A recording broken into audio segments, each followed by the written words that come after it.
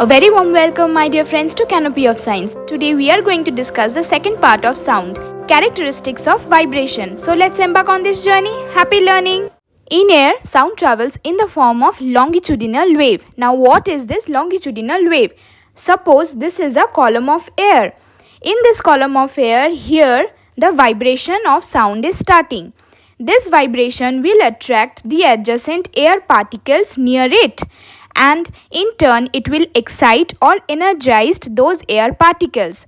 The energized or the excited air particles which are now vibrating, they will transfer this vibration further to the next air particles, and then these air particles will transfer the vibration to the next air particles. The vibration which has started at the point A has now travelled to point B, and then it has travelled to point C. In this way, the sound travels from one place to another. At point A, at point B and point C, you can see that the group of air particles are coming together and getting excited with the vibration of sound. At these points, the air particles are helping the sound to travel from one place to another. These points are known as compression.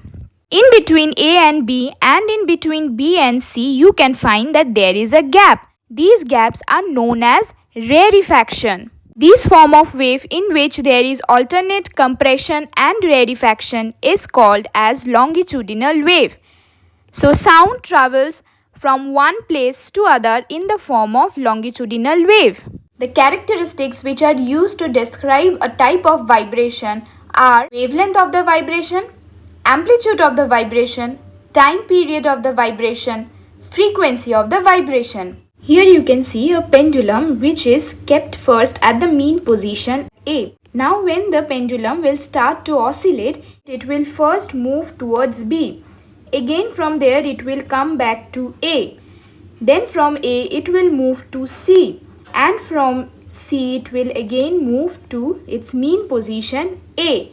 This is a complete oscillation or a complete vibration of the pendulum. The point C and point B are called the extreme positions. Why extreme position? Because the pendulum is not going beyond B or beyond C. After reaching B, it will again come back to A, and after reaching C, it will again come back to A. This oscillatory motion of the pendulum can be represented with the help of a simple graph like this. Here, the line A is the mean position of the pendulum.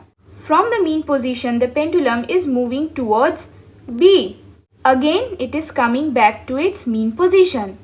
Then from its mean position, the pendulum is again moving towards C, and again it is coming towards its mean position. This bulge is known as crest, and this depression is known as trough.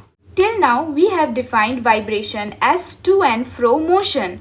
Now we can define vibration as one crest plus one trough forms a complete vibration. What is amplitude?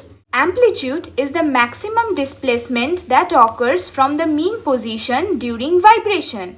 Here, from point A, that is the mean position of the pendulum, the bob of the pendulum is maximum displaced up to point B on one side and point C on the other side. So, the distance between A and B and A and C is called the amplitude of vibration. And from this graph, how can we define amplitude? It is the height of the crest or the depth of the trough is called the amplitude of vibration, because this is the mean position and this is the maximum displacement. Here also this is the mean position and this is the maximum displacement. The unit of amplitude is centimeter or meters. What is wavelength of vibration? Total distance travelled by one vibration is called the wavelength of the vibration. In this diagram, from point B, the pendulum is travelling to point C. So the distance between B and C is called the wavelength of one vibration. In this diagram, one crest plus one trough is said to be one complete vibration. Starting from this point and ending at this point, we can find one crest and one trough. So the distance between these 2 points are said to be the wavelength of the vibration. The unit of wavelength is meter. The wavelength is represented with the help of a symbol called lambda. What is time period? The time taken by a wave to complete one vibration is known as time period. Here, the time taken for the pendulum to move from B to C is said to be the time period. In this diagram, the time taken to cover this length is called the time period. The unit of time period is second. Time period is denoted by the letter capital T. What is frequency? The number of vibrations produced by a source of sound in 1 second is called the frequency.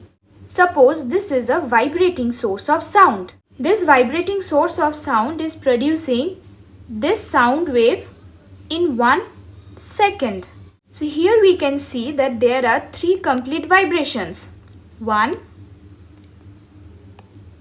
2 and 3. So the frequency of this sound wave will be 3, as the source of sound is producing 3 complete vibrations in 1 second. The unit of frequency is hertz, which is written in short form as capital H and small z. Frequency is denoted with the symbol small f or small n. There is a relationship between time period and frequency. Frequency is equal to 1 by time period. That is, frequency and time period are inversely related to one another. Thank you for listening with patience. If you have any doubt, mention it in the comment section. Until next time, stay healthy, stay motivated and keep learning, as knowledge is everywhere. You just need to grab it.